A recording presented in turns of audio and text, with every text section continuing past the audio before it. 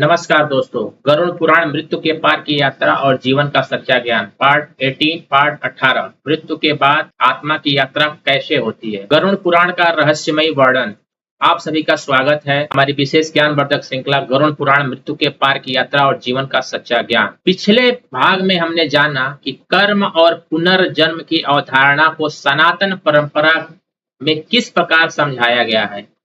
हमने यह भी जाना हमें अपने अतीत के बारे में चिंता करने के बजाय अपने वर्तमान कर्मों को बेहतर बनाने पर ध्यान देना चाहिए। लेकिन अब यह बड़ा प्रश्न आता है, जब मनुष्य की मृत्यु होती है तो आत्मा के साथ वास्तव में क्या होता है? क्या मृत्यु के बाद सब कुछ समाप्त हो जाता है या आत्मा शरीर छोड़ने के बाद किसी नई यात्रा पर निकलती है? गरुड़ पुराण में मृत्यु के बाद आत्मा की यात्रा से जुड़े कई पारंपरिक वर्णन मिलते हैं। आज हम उसी यात्रा को सरल भाषा में समझने का प्रयास करेंगे। गरुड़ जी का प्रश्न। गरुड़ जी ने भगवान विष्णु से पूछा, हे प्रभु, जब मनुष्य अपने शरीर को छोड़ देता है तब उसकी आत्मा की आगे की यात्रा कैसी होती है?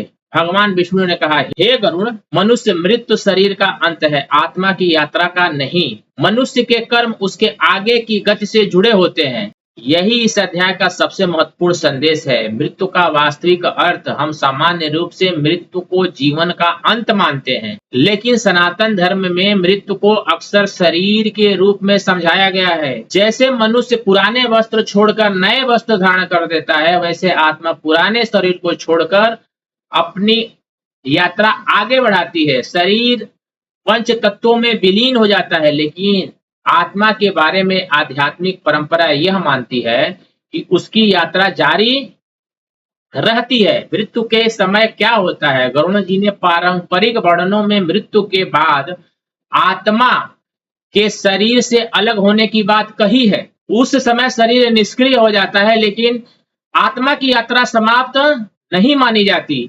यही कारण है कि सनातन परंपरा में अंतिम संस्कार और मृत्यु से जुड़े संस्कारों को विशेष महत्व दिया गया है। इन संस्कारों का उद्देश्य केवल मृत शरीर से संबंधित क्रिया नहीं, बल्कि जीवन परिवार के लिए आध्यात्मिक और भावनात्मक प्रक्रिया का हिस्सा माना जाता है। आत्मा और शरीर का संबंध, इसे एक सरल उदाहरण से समझिए। एक व्यक्ति जब घर छोड़ देता है तो वह घर वही रहता है, लेकिन उसमें रहने वाला व्यक्ति आगे चला जाता है।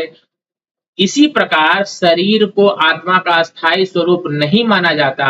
शरीर एक माध्यम है और आत्मा की यात्रा उससे आगे की मानी जाती है। मृत्यु के बाद कर्म क्यों महत्वपूर्ण है? अब सबसे महत्वपूर्ण प्रश्न, यदि शरीर समाप्त हो गया तो मनुष्य के कर्मों का क्या होता है? गरुड़ पुराण में पारंपरिक शिक्षा के अनुसार मनुष्य अपने कर्मों के प्रभाव से पूरी तरह अलग नहीं हो पाता, इसलिए जीवन में किए गए कर्मों को इतना महत्व दिया गया है। हमने किसके साथ कैसा व्यवहार किया, हमने सत्य बोला या झूठ बोला, हमने किसी की सहायता की या किसी को नुकसान पहुंचाया, हमने अपने कर्तव्यों को ईमानदारी से निभाया या नहीं, ये प्रश्न मनुष्य को अपने जीवन पर विचार करने के लिए क्या करते हैं? प्रेरित करते हैं। एक छोटी सी कथा के माध्यम से समझ सकते हैं। एक व्यक्ति अपने जीवन में बहुत धनवान था। उसने पूरी जिंदगी धन इकट्ठा किया। उसे लगता था मेरे पास जितना धन होगा मैं उतना ही सुरक्षित रहूंगा, लेकिन वह अपने परिवार को समय नहीं देता था, गरीबों की सहायता नहीं करता था और अपने कर्मचारियों के साथ कठोर व्यवहार करता था। वृद्धावस्था में जब बीमारी से कमजोर हुआ तब उसे समझ आया धन उसके जीवन के हर दुख को दूर नहीं कर सकता। उसने अपने जीवन की ओर देखा और पूछा, मैं धन तो बहुत कमाया, लेकिन अपने कर्मों से क्या कमाया? मैंने धन तो बहुत कमाया, लेकिन अपने कर्मों से क्या कमाया? यही प्रश्न उसके लिए बड़ा आत्मचिंतन बन गया। दोस्तों, कहानी का उद्देश्य यह समझाना है कि जीवन रहते हुए अपने कर्मों को सुधारना चाहिए। मृत्यु के समय पछताने से बेहतर है आज से परिवर्तन शुरू कीजिए। क्या मृत्यु के बाद हर आत्मा की यात्रा एक जैसी होती है? सनातन परंपरा में इसका उत्तर कर्मों से जुड़ा हुआ बताया जाता है। सभी मनुष्य के कर्म एक जैसे नहीं होते, इसलिए उनकी आध्यात्मिक यात्रा भी एक जैसी नहीं मानी जाती। गरुड़ पुराण में पुण्य और पाप के आधार पर आत्मा की आगे की गति से संबंधित विभिन्न वर्णन मिलते हैं। इनका उद्देश्य मनुष्य को डराना नहीं बल्कि समझाना है कि जीवन में किए गए कर्मों को हल्के में नहीं लेना चाहिए। यमदूतों का वर्णन। गरुड़ पुराण में कुछ पारंपरिक वर्णनों में मृत्यु के बाद यमदूतों का उल्लेख आता है। यमदूतों को यमराज के दूत के रूप में वर्णित किया गया है।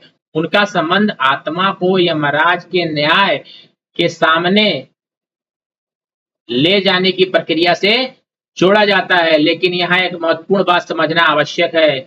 इन वर्णनों का केवल डरावनी कहानी की तरह देखने के बजाय इसमें छिपे नैतिक संबंध को समझना अधिक महत्वपूर्ण है। संदेश यह है कि मनुष्य को अपने कर्मों के प्रति जागरूक होना चाहिए। यमराज का न्याय। पिछले भाग में हमने जाना कि यमराज को केवल मृत्यु का देवता नहीं बल्कि धर्मराज और न्याय के प्रतीक के रूप में भी देखा जाता है। यह पहले हमने बता चुके हैं, मतलब पहले एपिसोड में इसका जिक्र हम कर चुके हैं। गरुड़ पुराण की परंपरा में आत्मा के कर्मों का मूल्यांकन उसके अनुसार फल की अवधारणा दिखाई गई है। यह न्याय किसी व्यक्ति के धन और पद के आधार पर नहीं बल्कि उसके कर्मों के आधार पर समझाया जाता है। यही कारण है कि गरुड़ पुराण मनुष्य को कई बार अपने कर्मों को देखने के लिए प्रेरित करता है।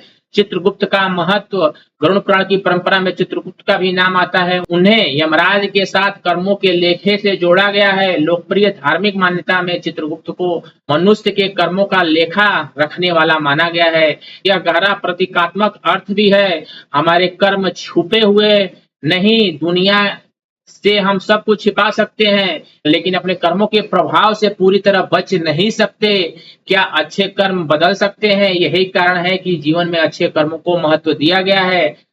दान, सेवा, सत्य, करुणा, माता पिता का सम्मान, जरूरतमंदों की सहायता और धर्म का पालन, ये सभी मनुष्य के चरित्र को बेहतर बनाने वाले कर्म हैं। लेकिन सबसे महत्वपूर्ण बात, सिर्फ मृत्यु के बाद के परिणाम की चिंता न करें। अच्छे कर्मों का सबसे पहला फल इसी जीवन में मिलता है, एक शांत और संतुलित मन।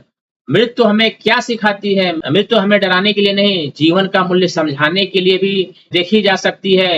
यदि जीवन सीमित है तो इसे हमें व्यर्थ में, अहंकार में क्यों बिताना चाहिए? यदि यह सीमित है तो हमें दूसरों से घृणा करने में इतना समय क्यों लगाएं?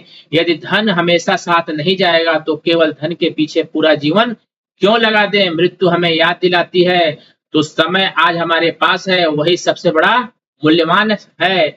आज से 5 संकल्प, आज से हम इन 5 बातों का अपने जीवन का हिस्सा बनाने का प्रयास करेंगे। पहला, अपने परिवार के साथ प्रेम और सम्मान से व्यवहार करें। दूसरा, किसी जरूरतमंद की अपनी क्षमता के अनुसार सहायता करें। तीसरा, झूठ, छल और अन्याय से बचने का प्रयास करें। चौथा, हर रात को अपने दिन के कर्मों का आत्मचिंतन करें। पांचवा, ईश्वर का स्मरण करें और अपने जीवन को बेहतर बनाने का प्रयास करें। एपिसोड 18 का निष्कर्ष। दोस्तों, आज हमने समझा गरुड़ पुराण की पारंपरिक शिक्षाओं में मृत्यु का अंत नहीं बल्कि आत्मा की आगे की यात्रा से जोड़कर देखा गया है।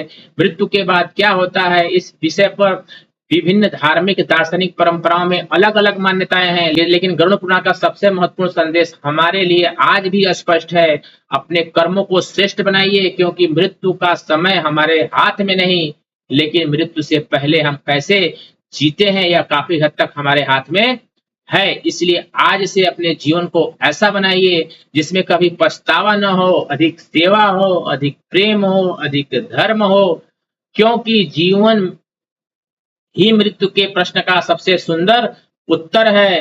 अगर आपको गरुड़ पुराण से जुड़ी यह ज्ञानवर्धक कथा पसंद आई तो इसे अपने परिवार, मित्रों के साथ अवश्य साझा करें ताकि सनातन धर्म का यह अमूल्य ज्ञान अधिक से अधिक लोगों तक पहुंचाया जा सके। ऐसे ही गरुड़ पुराण और सनातन धर्म से जुड़ी रहस्यमय ज्ञानवर्धक कथाओं के लिए हमारे चैनल को सब्सक्राइब करें, वीडियो को लाइक करें और अपने विचार कमेंट में अवश्य लिखें। बेल आइकन को जरूर दबाएं ताकि श्रृंखला का अगला भाग आप सबसे पहले देख सकें। अगले भाग में गरुड़ पुराण में वर्णित यमलोक का रहस्य, यमराज के दरबार में आत्मा के साथ क्या होता है और कर्मों का न्याय किस प्रकार समझाया गया है, इस रहस्यमय विषय को हम पार्ट 19 में विस्तार से समझेंगे। तब तक के लिए हर हर महादेव, हर हर महादेव, हर हर महादेव। जय श्री राम, जय श्री राम, जय श्री राम। जय हिंद, जय भारत।